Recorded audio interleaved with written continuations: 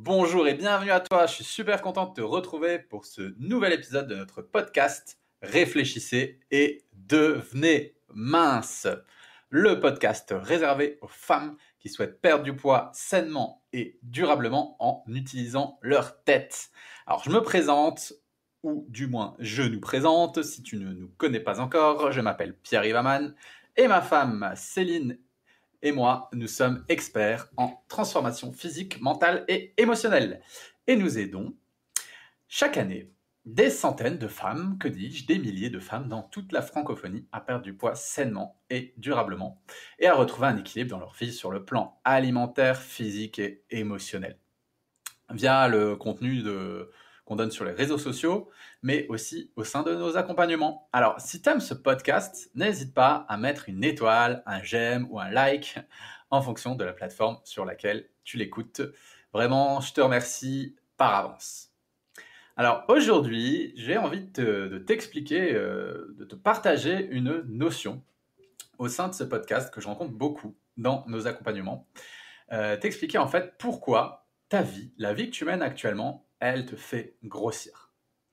Il y a une citation que j'aime beaucoup, c'est si l'endroit où tu te trouves aujourd'hui ne te convient pas, bouge, tu n'es pas un arbre. Donc la première chose dont je voulais te parler, c'est du stress que tu rencontres au quotidien.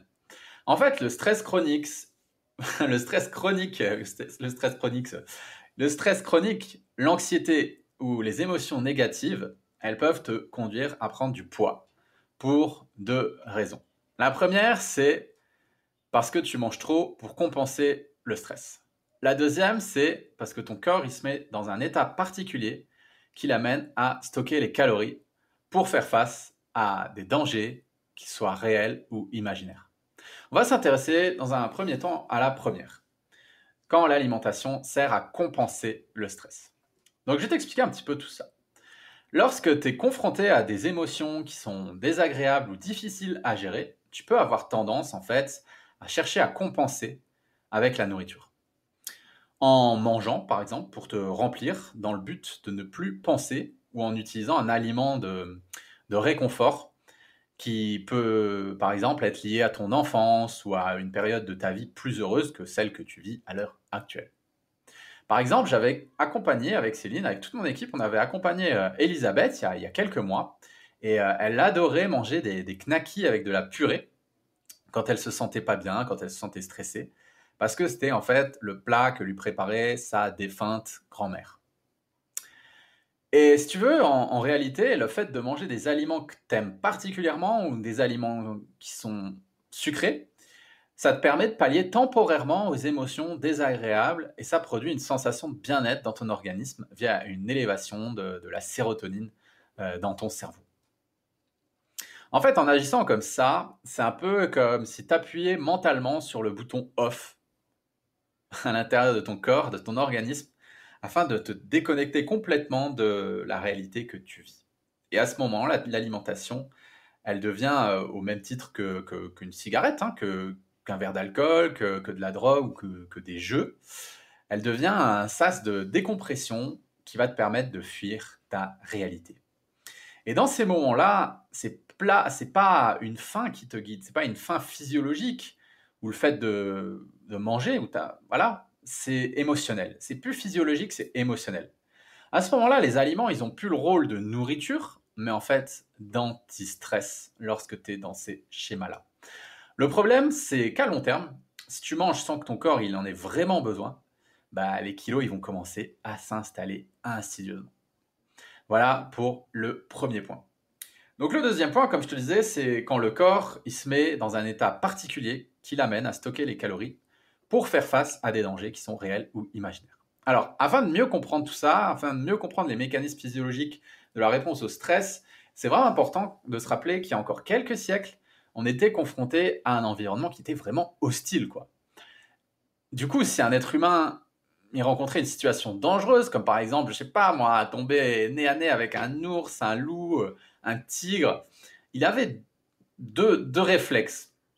C'était en fait soit la fuite, soit l'attaque. Et dans ces deux cas, le corps, pour répondre à cette dépense énergétique relativement intense et déterminante aussi pour sa survie, il allait sécréter, et le corps il va sécréter une dose importante de cortisol. Le cortisol, c'est quoi? C'est l'hormone responsable du stockage du sucre. Et en fait, il va libérer cette grosse dose de cortisol pour libérer de l'énergie disponible qu'il possède dans ses réserves de graisse, pour fuir le plus rapidement possible ou pour se battre le plus vaillamment possible. Donc en gros, tu avais une situation dangereuse, et face à ce danger, le corps il disait ok, soit je lui balance un max d'énergie pour qu'elle se barre, soit je lui balance un max d'énergie pour qu'elle se batte. Ok? Tu avais deux choix. Sauf que tu vois, de nos jours, les bêtes sauvages, elles ont été remplacées. Et elles ont été remplacées par quoi? Par notre patron, par nos collègues, par nos conjoints, par nos enfants, par la sonnerie du téléphone, par nos voisins, les embouteillages, les publicités, le bruit, la peur du manque d'argent, la peur du rejet social, la pollution, la télévision, les épidémies de coronavirus, et j'en passe. Donc, ces sources de stress, c'est clair qu'elles sont moins dangereuses pour notre intégrité physique, mais elles agissent de manière beaucoup plus insidieuse sur notre intégrité physiologique. En fait, tu vas comprendre. À l'époque, le stress, il était sécrété de manière très ponctuelle. Genre, boum, tu rencontrais une bête sauvage, tu ne rencontrais pas une bête sauvage tous les deux minutes. Et de nos jours, le stress, il est sécrété en permanence. Tu vois, tu es tout le temps stressé. Et les récepteurs du stress, ils sont constamment sollicités. Et tout ça, ça provoque une sécrétion de cortisol qui est beaucoup trop importante. Et ce qui, à long terme, peut entraîner une prise de poids. Donc, le cortisol, il est produit par les glandes surrénales. En fait, c'est vraiment l'hormone du réveil et de la mise en alerte. En fait, si tu peux sortir de ton lit le matin, c'est grâce au cortisol. C'est lui qui permet aussi la résistance au stress dans notre vie. Si ton environnement te stresse ou si ton adaptabilité est au plus bas, comme par exemple quand tu fais de la restriction calorique, là, ton adaptabilité à ton environnement, elle chute. Et bien à ce moment-là, tu vas produire beaucoup de cortisol. Et le problème, c'est que trop de cortisol, ça signifie une prise de poids, car dans cet état, l'organisme il va basculer en mode aïe aïe aïe, danger, risque, famine, survie, et il va mettre en réserve un maximum d'énergie.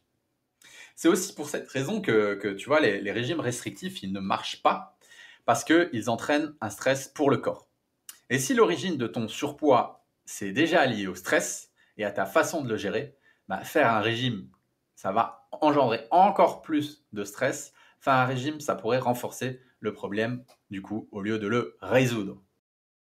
Il y a beaucoup de femmes qui me confient que c'est lorsqu'elles sont stressées qu'elles se dirigent vers des aliments sucrés. Mais en réalité, c'est tout à fait logique quand on comprend les mécanismes physiologiques. En période de stress, le corps il va libérer de l'énergie sous forme de glycogène, de sucre, parce que c'est le substrat énergétique préféré de notre organisme. Il libère tout ce sucre pour nous donner de l'énergie nécessaire pour pallier au danger. Et une fois que le danger est écarté, le corps il envoie d'autres signaux afin de remplir à nouveau ces réserves qui viennent de se vider au cas où il y aurait un éventuel danger qui se représenterait. Là, à ce moment-là, c'est le mode survie qui est activé. Par exemple, imagine la scène. On est lundi matin, tu es au travail, il est 9-10 heures, et tu viens d'arriver avec 1 heure de retard à cause des embouteillages et de ton fils qui a fait une crise pour pas aller à l'école. À ce moment-là, il y a ton chef qui débarque dans le bureau et justement, il vient te faire une remarque, il vient te dire, bah voilà, t'es encore en retard, blablabla. Bla, bla, bla. Et il en profite pour te déposer une pile de dossiers énorme à remplir pour dans 2 jours. Et en partant, il te remet encore un coup de pression.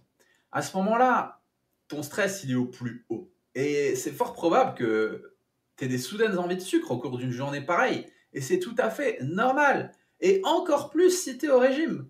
En fait, c'est tes réserves de glycogène qui demandent à être à nouveau remplies pour faire face au stress que tu as ressenti à cause des embouteillages de ton fils et de ton patron.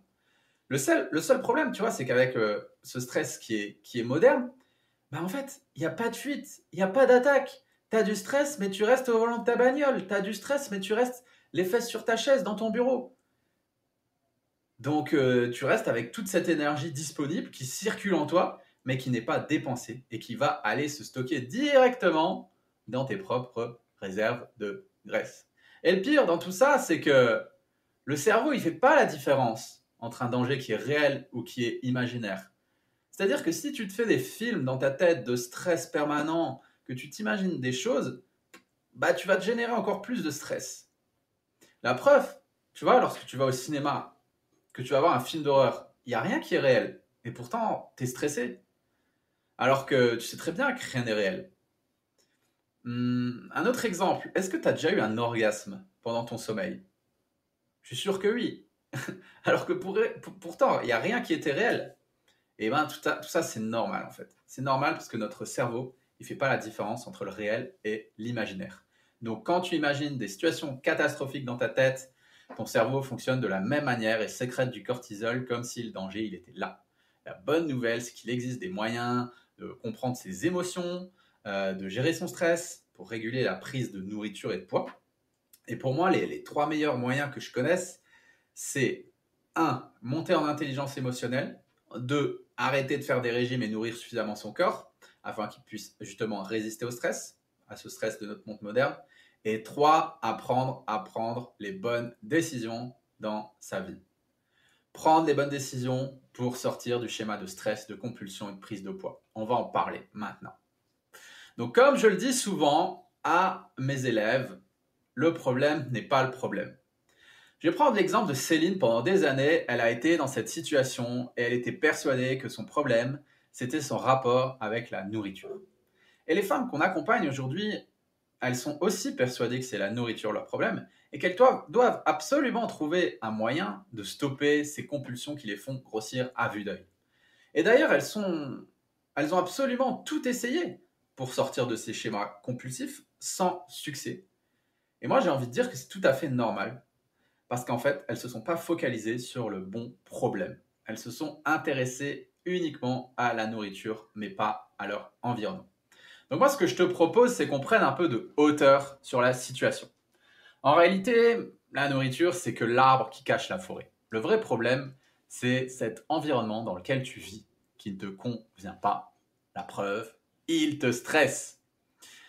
Donc, l'idée est assez simple. Si tu changes ton environnement et que tu l'adaptes afin qu'il te convienne parfaitement, bah, tu seras plus stressé.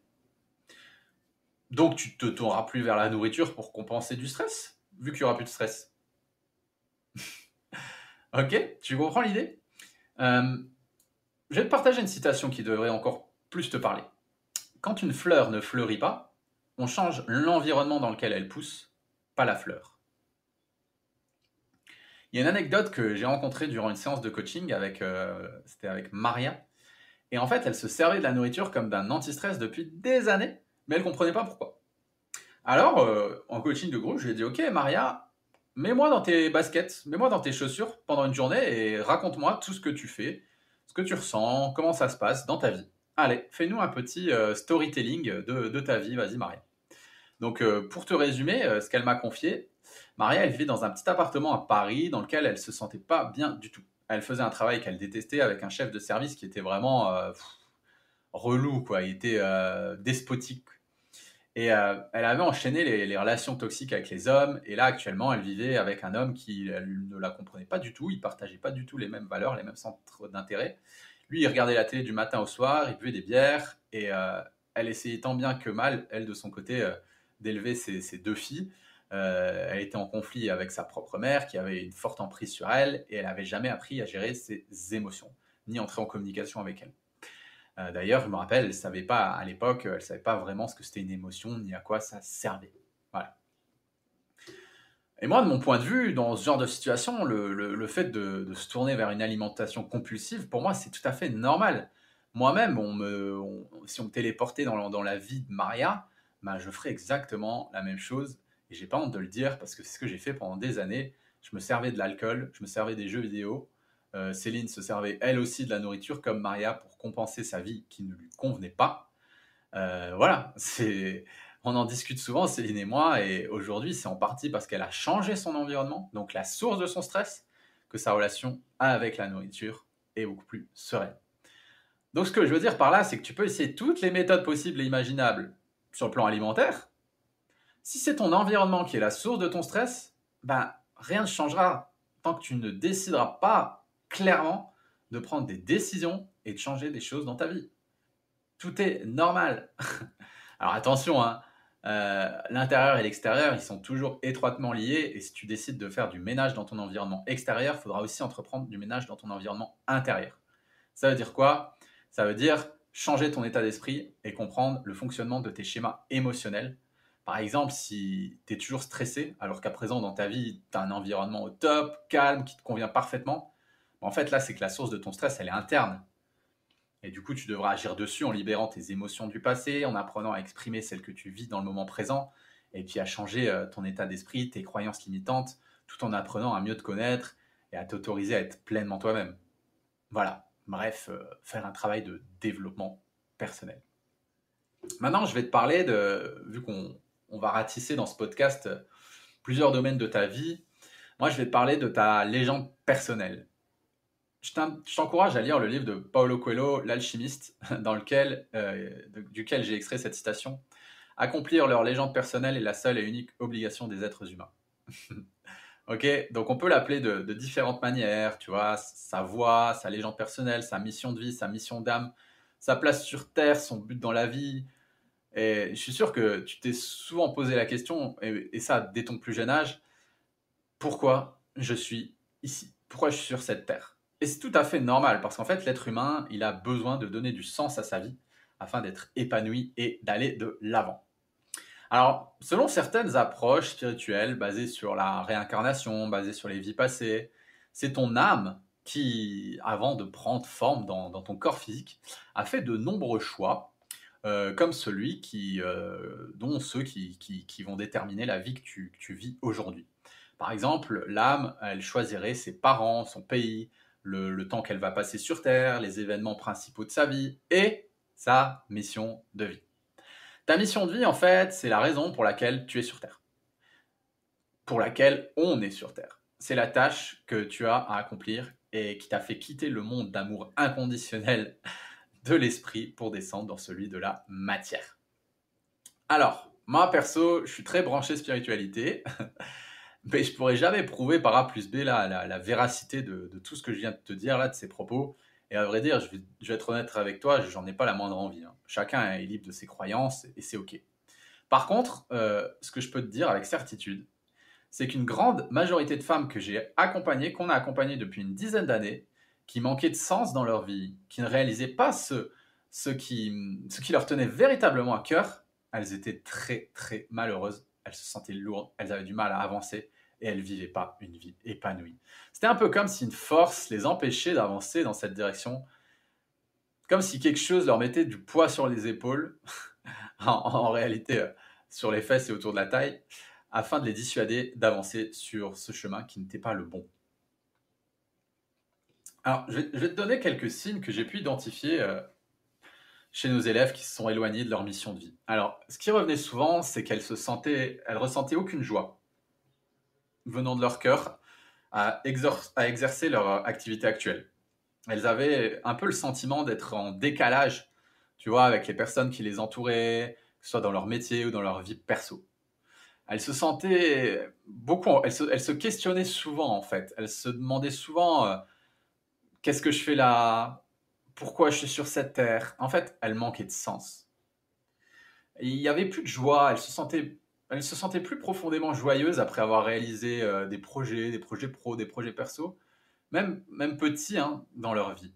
Elles pensaient ne pas être assez douées aussi, ou au contraire trop qualifiées pour faire ce qu'elles faisaient actuellement. Elles apprenaient plus beaucoup, elles avaient perdu l'envie d'apprendre, elles avaient la flemme d'apprendre, et si elles apprenaient, elles n'y voyaient pas d'intérêt en fait à apprendre dans des choses qui ne les passionnaient pas. Voilà, en gros, elles manquaient de sens. Elles sentaient vraiment un cruel manque de sens dans leur vie.